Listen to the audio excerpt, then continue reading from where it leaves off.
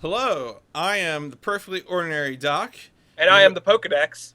we are here to give our discussion and reaction to all of the talking points and reviews and game trailers and general hubbub about E3 2015. I will sort of be leading the discussion, and we will be discussing the conferences largely in chronological order. That's right. And also, if a game appeared in multiple conferences, the game is kept with its publisher because whatever, fuck your exclusive DLC, Sony. Right, which kind of sucks for Square Enix, but we'll get to that later. Yeah, well, Screenix kind of gave away all their big surprises, but Yeah, whatever. There's it's fine. they had the most inspiring wardrobe decision of all of E3, which is the moon mask. So they get I super can't wait bonus to points talk for about that. Neighbor. All right, that's fine. Yeah. So anyway, first up was the Sunday night conference, and that was Bethesda. And there we saw the new supposed to be actually fast Doom trailer. Right. My experience with Doom is that, frankly, I wasn't PC gaming at the time, and it wasn't really relevant to me. I mean, I know you and I both played some Quake 3, kind of, some Unreal Tournament, Right. but Doom 3 was a flop. I played Doom 3 very briefly. I like first person shooters. I've played through a lot of bad ones. I could Right. not stand to finish that game.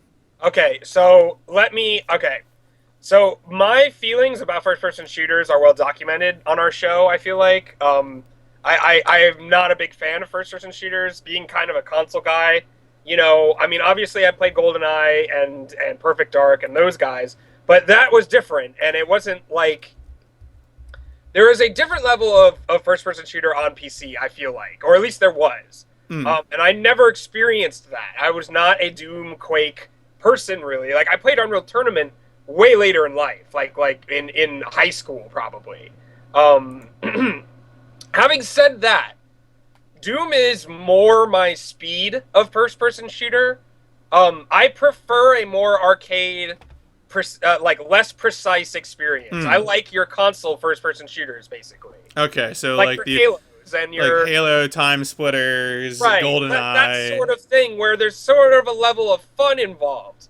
Um, Having said that, uh, I don't think I care about Doom 4 at all. Even a little bit, and I think it has everything to do with its aesthetic. You Mm, know, yeah. uh, the thing about the original Dooms, which I will go ahead and say that I've only played like very lightly and when I was very young, so I'm not really like. But the thing is, even then they were sprites, right? Right. And the difference between a really well detailed, nice like sprite, which I is like a two-dimensional sprite, and a extremely detailed 3D environment that is sort of like, because of the way things are, the lighting is more realistic, and the art is great in the Doom 4 trailer. It's really really great. It Yeah. looks good, but it turns me off. It's such a like I get it though. It's by design. I'm not saying it's done badly, but it's not something I'm interested in at all. It looks like Gears of War, bland bullshit. And Yeah. To me, like, I felt like when I was watching them talk about it and talk it up, they were sort of talking about a sort of return to roots in terms of pace and in yes, terms of just sort of action.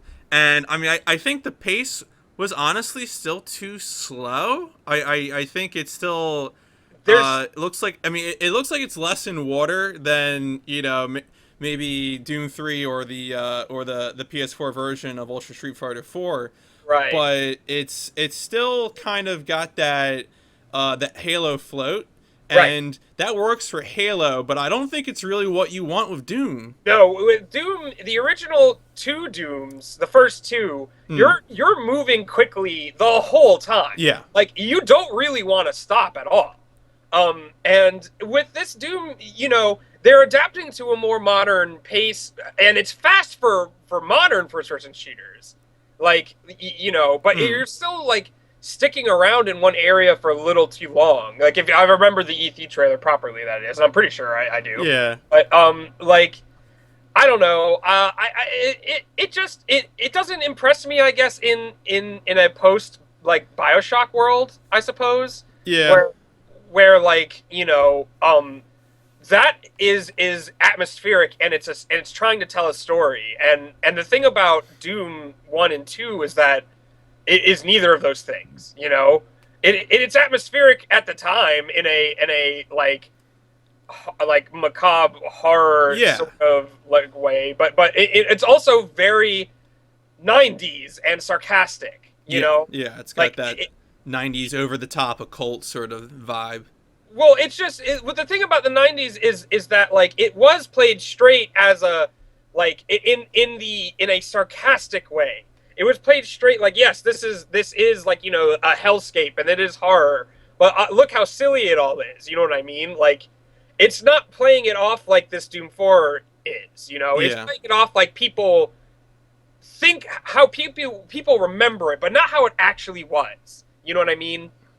Like Do you have? Yeah, I was gonna keep moving. Do you have any thoughts about the map maker thing? I mean, no, okay, yeah. I mean, to me, map makers have been around a long time. It's cute that you're able to share them, but like, I remember my time splitters in PlayStation 2 launch game where I could save a map to my memory card and then take it to my friend and play it with my friend. So I don't, it's cute that you can do it online. I guess whatever. sure. Battlecry looks to me like a sober Team Fortress 2. I don't know why you don't want to play that because the whole point of Team Fortress 2 is that it's drunk. Right. Right. I don't know. I like. Yeah. It's to me. It's like too little, too late, kind of. Yeah. Like why? Like because the other thing is not, and I don't really. I don't know. I guess I'll just say it doesn't. It didn't look interesting to me at all. Like. I don't know. It's just why would you do Right. it Yeah. in a because we have Overwatch coming soon too. Right. Which like looks better. I mean, there are a lot of these sort of team-based or like first-person shooter games that came out during E3, and people acted like they were big deals. And I think a lot of them, I just looked at it and said, "You're not, you." Based on the trailer, you haven't shown me any reason to be interested. it's just that the other thing is that the team like I guess what they're trying to do, or they're like the sort of like rationale might be that Team Fortress 2 has been around for so long that there might be people who like that sort of thing looking for new sort of experience, maybe. Sure. But the in the case of what was it called again? Battleborn, is that what it is? Battlecry. Battlecry, that's the one. Did you just call it Battleborn? I thought you called it Battle Barn. Is Battleborn a different one? I think there's another one. I don't know. We'll see. We'll go through the list. I don't remember. In any case, it doesn't matter. Yeah. In any case, it just didn't look like anything spectacular, I guess is the thing I would say. Yeah. But what did look spectacular and is probably, if I were to make like a top 5 list, Dishonored 2 is for sure going on that top 5 list. Because playing as Emily Caldwin looks like my fucking jam. Oh my goodness, yes. Oh my goodness. Like the grappling hooks and like the slow-mo shit. And she just looks so badass. Well, Dishonored was great. Yes. It really was like a it reminded me a lot of did you ever play the Fable games? No, I'm not. Fable has a sort of like mythological England sort of thing going on. Like Albion was a very like in any case, Dishonored has a nice I don't want to say steampunk. It sounds dumb to say. No. See, here's the thing, though. You got to realize, and I think this is like a lot of people when they read about the description of Halo are like, "Oh, this is nothing new and interesting." But the point is, when you have a tried and true sort of genre or stereotype and like archetypal fiction, and you do it really well. Yeah. Like, it doesn't matter. Yes, Dishonored is 100% steampunk, and guess what? It did it really well because you had the City 17 art designer who just made it so pretty. Right. And, it just looks like, I think the thing that we all wanted after finishing Dishonored was like, I can't wait for the next one because this one was so good, it just needed something a little bit more. Like a little bit more gameplay variance, a little bit more, like at least I thought. Did you play the Brigmore Witches and Knife of Dunwall? No. Okay. No. I played neither. All right. I mean, if you ever do have the opportunity, they were DLC for the first Dishonored where you play as Dowd, the assassin. Right. And it was just kind of they add some variation and they were fun. I mean, I just as a comment. the last thing I just want to say before we move on from Yeah. Dishonored 2 is the shadow arms are so awesome. That's it. I just wanted to say Yeah, Emily's no, they're shadow very cool. arms are so cool. Yeah, no, 100%.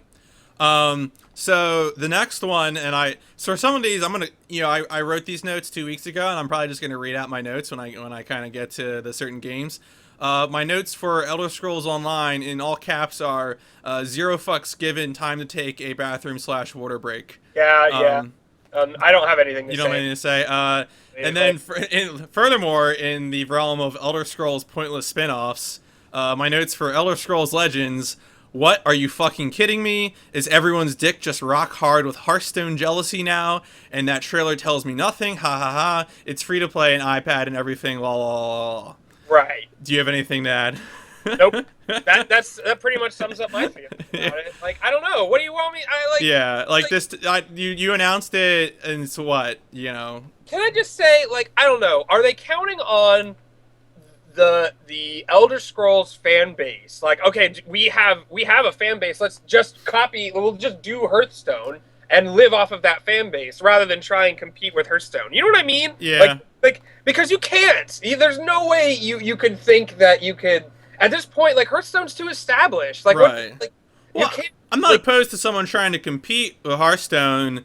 I'm just opposed to think that you're gonna because to me what that trailer tells me is that you think the appeal of Hearthstone is that it's like based in like Warcraft, and like, sure, Warcraft references are cute and everything, but what makes Hearthstone a good game is that it's a fun game to play. And if you're going to compete with that, you need to show me why your game is different and why you're not going to, dick me over with like the worst arena draws of all time.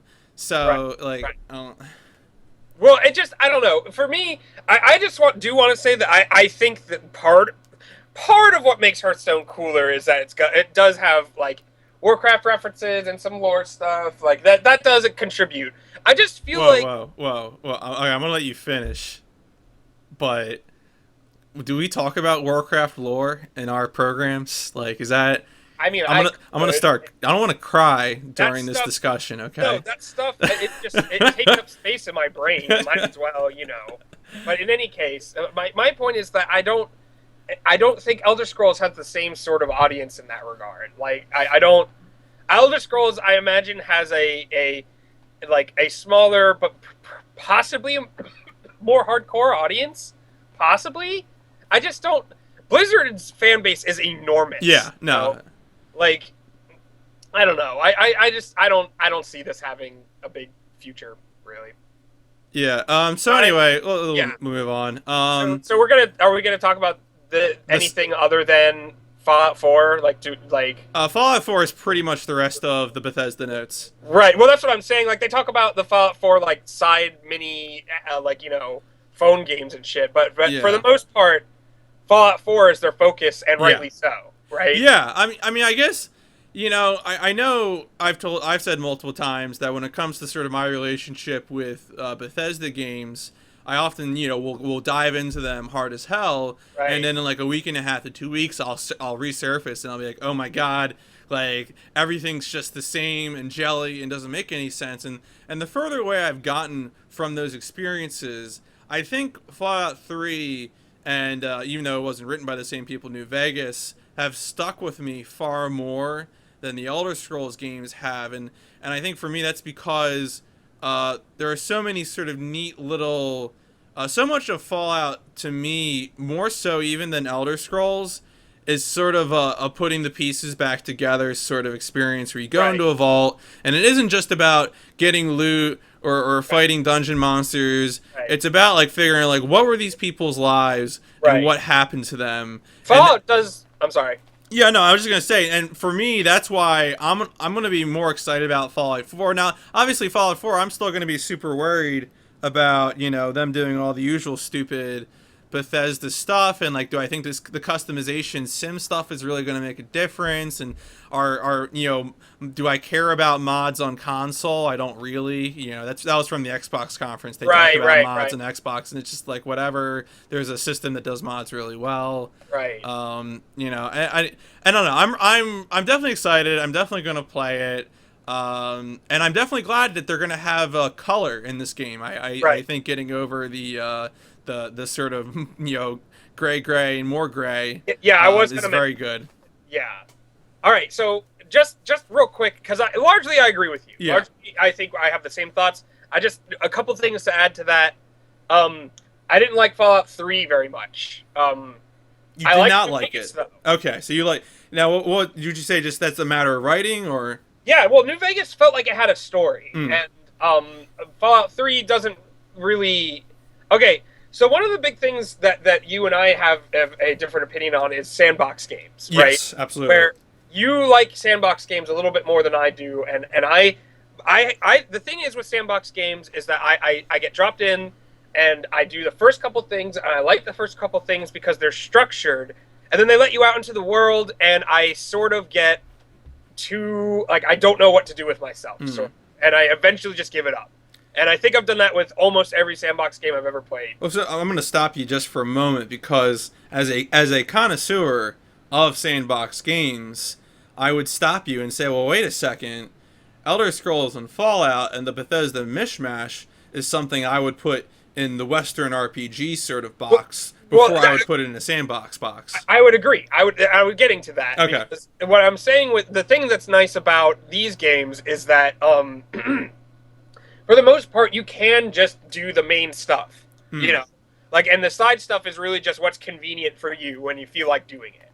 For the most part. Yeah. But with Fallout 3 it felt like more of a big pile of crap to do.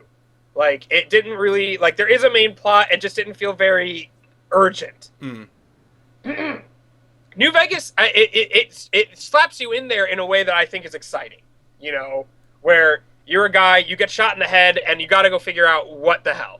Yeah. You know, and the sort of your plot is wrapped up with the future of New Vegas and the Right. NCR and the Caesar's Legion and all that. And it's a much more involved story, I think, than just sort of the Project Purity. I just felt like the individual writing bits for when you interact with all the people in Fallout is really well done. It's just that the game, at least for Fallout 3, the game around it was not engaging for me. Probably because it was shooting, and I don't give a shit about shooting. Fallout, but because of the look and because of like you know the amount of customization and because of the Animal Crossing stuff that you can do in it, I'm pretty excited for Fallout 4. Yeah, no, me too. My only comment, I was just gonna when they started showing Fallout Shelter, the little mobile game, I was actually thinking about like, oh, maybe I could play this on my tablet and it would be really fun. It looks like a cute little game. And then they're like iPhone and iPad, and I'm like, well, fuck you too. Get wrecked, nerd. Yeah, it's like, you know, if you're gonna go into the den of the evil Apple people, then like fine, I guess we're not friends. Yeah, I guess we're not friends anymore. Okay, so that about wraps up the Bethesda conference, which, you know, Dishonored 2, Fallout 4, really excited about those. Yeah. Maybe Doom 4, not really, and then everything I else. don't know, whatever. we'll see. Yeah, I can't. I just feel like there's so many games that I want to play that I just can't imagine Doom 4 ever really getting there. At this juncture, it just doesn't look like exciting enough, I guess. Yeah. Like it doesn't look like if Platinum made it, I bet you I would be more about it because Platinum knows the sort of tone that this deserves, you know? And it just looks like Doom 4 is taking itself very seriously still. Yeah. Okay, so that's Bethesda.